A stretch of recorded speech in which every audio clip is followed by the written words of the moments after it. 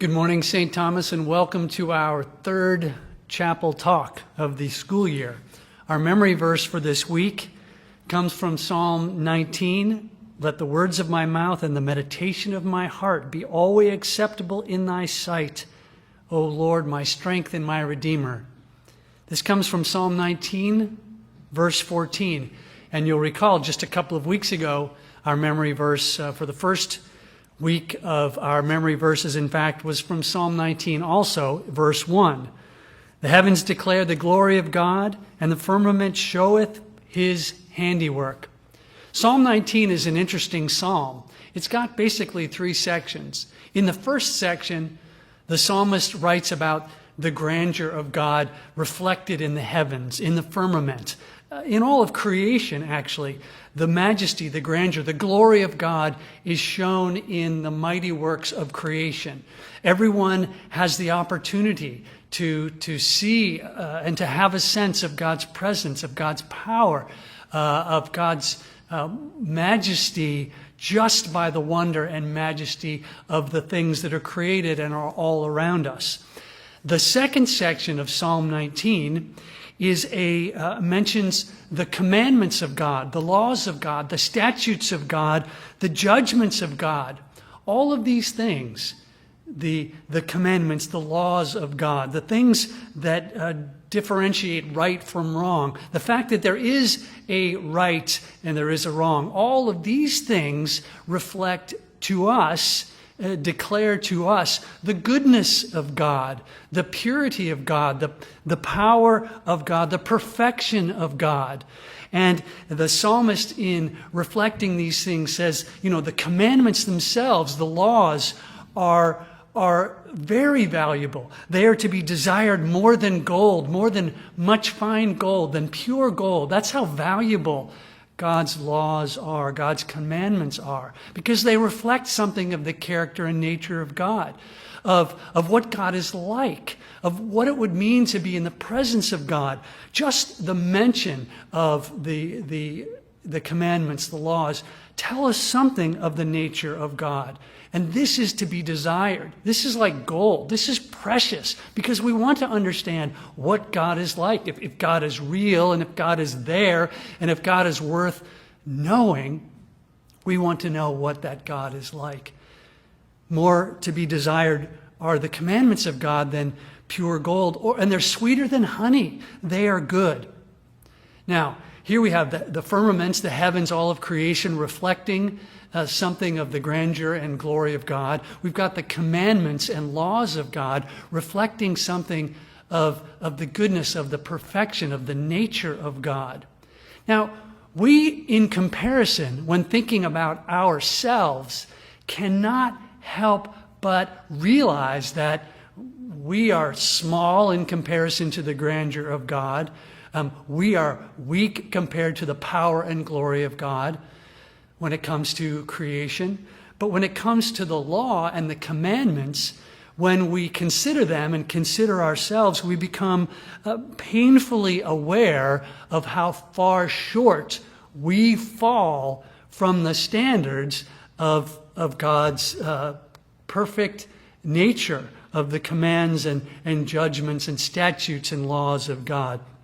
We ourselves see in ourselves our mistakes, our weaknesses, our failures, our willful disobediences, our rebelliousness. When we see the goodness and power and perfection and purity of God, we can't help but notice in ourselves and in our human nature and in our humanity, all people across the nation, we can't help but see that we are rude and we are unkind and we are a warring people. As good as we are and as much as we want to do what is right and as we intend to help and care for others, we are constantly being reminded that we fall short.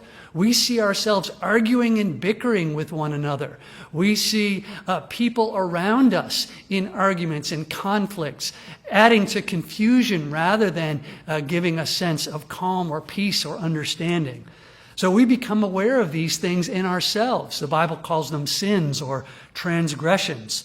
They are in us and we are aware of them all of the time. So the psalmist in Psalm 19 is aware of these things in himself when he writes these words.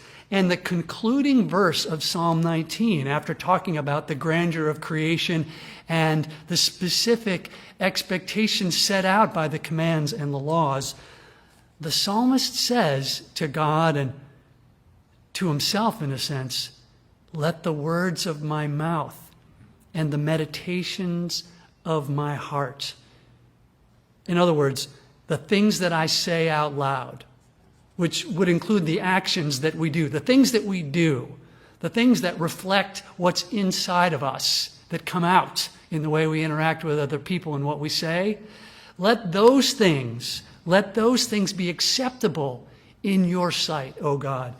And let the meditation of my heart, that is the things I think, not just the things I do, but the things that I think, the thoughts in my heart and in my mind, especially if they include negative thoughts towards other people or towards others in this world, may my thoughts be acceptable in your sight, O Lord. Because you, God, you are my strength and my Redeemer. You are my strength. You are my rock. You are the foundation of what it means to be a human being. You are my creator.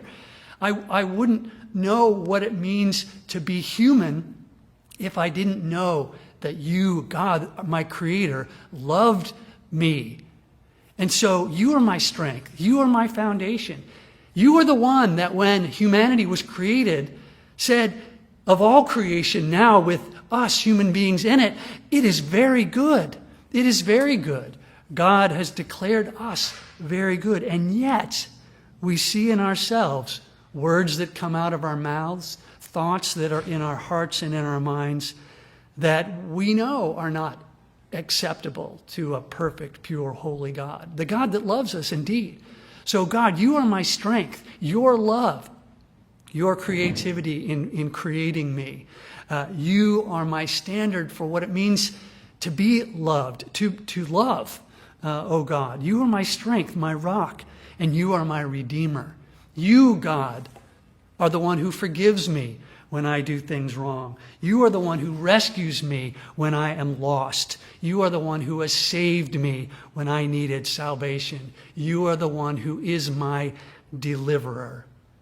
So God, you who are my strength and my standard for knowing what love is in the first place, and you who forgive me when I fall short, you who give me your sense of peace, you who have taken away my sins by Jesus' death on the cross and resurrection from the dead, you are my strength. You are the one I go to. You are the one I cling to. You are my salvation, my Redeemer. God, let the words of my mouth and the meditations of my heart be acceptable in thy sight, because you, O God, are my standard for knowing what love is. You are the one who forgives me when I fall short. And I do. We all do. May the words of my mouth and the meditations of my heart be always acceptable in thy sight, O Lord, my strength and my Redeemer. Amen.